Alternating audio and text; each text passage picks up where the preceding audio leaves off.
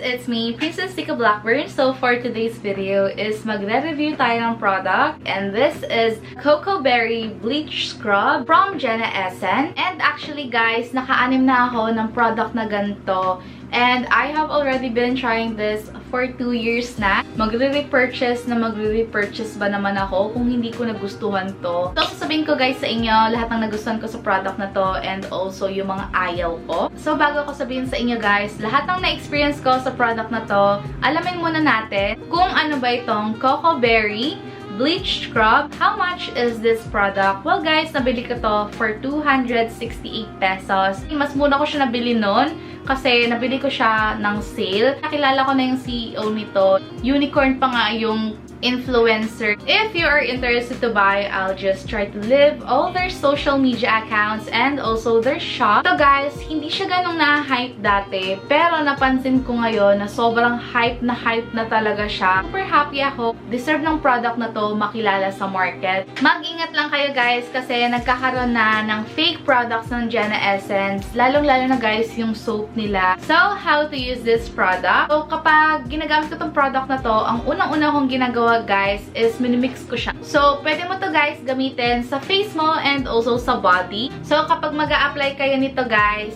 is kuha lang kayo ng small amount. Pagtapos guys, hindi siya ganun ka-dry sa skin. May parang moisturized effect pa siya. Pagkabanlaw mo nito guys. Pinapatagal ko siya sa face ko for 15 minutes. While sa body naman, pinapatagal ko siya for 30 minutes para lang sulit na sulit. Hindi ako nag-a-apply every week sa face ko. Sa body lang ako nag-a-apply every week kasi ayoko masyadong ma-exfoliate yung aking face. Kasi alam kong sensitive yung face ko. Sa body rin may pagka-sensitive pero hanggat hindi siya nangangate, hindi ako nagsastop maglagay kasi gusto kong pumuti din. So guys, kapag napatagal mo na to sa skin mo for 15 to 30 minutes, after nun guys is mag-rinse kayo gamit yung water. Pero ako guys, ang ginagamit ko is yung soap ng Jenna Essence. And also guys, gumagamit din ako nung net para talagang kuhang-kuha siya. So guys, this is what the product looks like. True Essence of Beauty in 2 weeks. So yun yung motto nila guys. And for 2 weeks, talagang may nakita talaga akong different. Yung laman niya, may parang sand texture siya. And napansin ko guys, yung scrub niya, hindi siya guys masakit sa balat. Actually, marami na ako na-try na ganon na scrub na sobrang mahapde siya sa skin. Ang hinahaluan ng walnut, ganon kasi guys yung nakikita kong ingredients sa ibang scrub.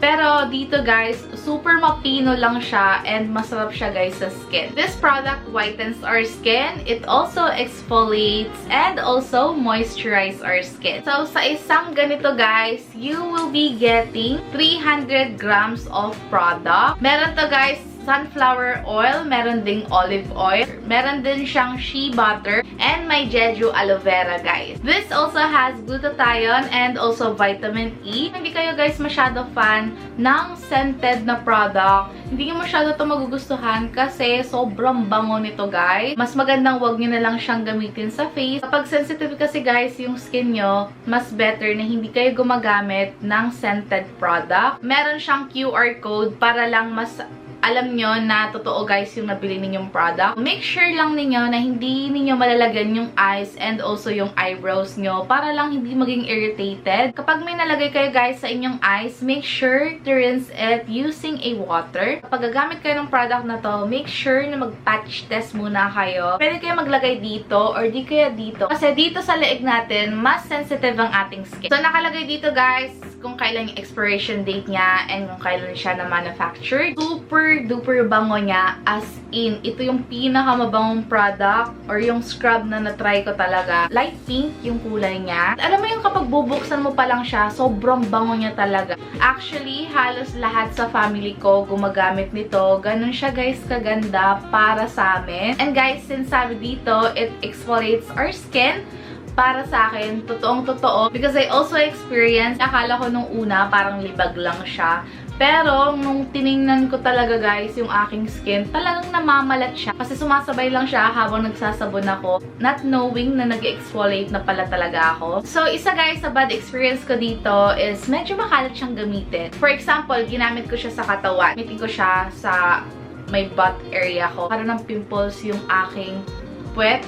So, ang ginagawa ko guys, ito yung ginagamit ko. Hindi ako makaupo kasi once na umupo ako, matatanggal yung product. So, ang nangyayari, nakatayo ako for 30 minutes and medyo makalat siya guys. Minsan, ang ginagawa ko is naglilinis ako ng CR pero I make sure na hindi mabasa yung aking body. Kasi guys, pag nabasa siya, natatanggal yung product and ayoko na mabasahin yung product guys. So, sobrang ma-hassle siya guys. It means na magsistay ka sa CR for 15 to 30 minutes. Kapag nakadamit ako tapos maglalagay ako ng product, makalat siya guys sa damit. Isa talaga to sa product na super duper thankful ako kasi nga, di ba, nagkaka-pimples yung aking puwet. Tapos, kapag nawala na yung pimples, nagkakaroon siya ng mga dark mark. Pero nawawala siya agad dahil sa tulong ng Jenna Essence. Also guys, napansin ko na wala namang hapde akong naranasan.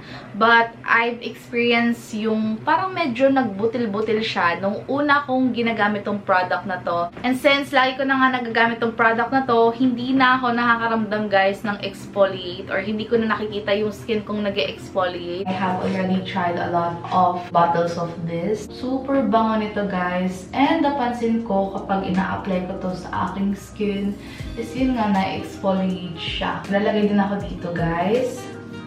I love this product kasi hindi siya ganun ka-irritating sa skin. Nung una lang, medyo na-irritate yung skin ko noon. Parang nagkaroon siya ng bootleg.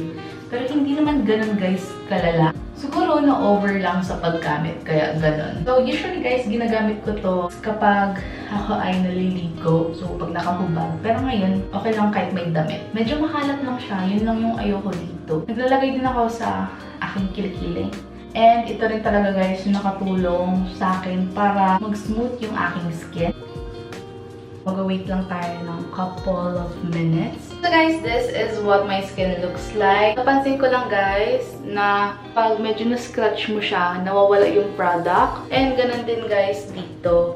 Kaya kapag ginagamit ko to, hindi ako umuupo. Like, nakatayo lang ako para kuwang-kuha talaga nung skin mo yung product. So guys, if you're asking me if I recommend you to try this product, well, definitely I recommend it. Matagal ko siyang nagamit kaya nakita ko talaga kung ano yung effect nito sa aking body. And sa result niya, super worth it guys. This is honestly the best bleaching scrub that I have tried. So that is everything that you should know about this product. If you like this video, please give it a thumbs up and also please subscribe to my channel. And also please hit that notification bell so you won't miss a video that I'm posting every week. See you guys in my next video. Bye-bye!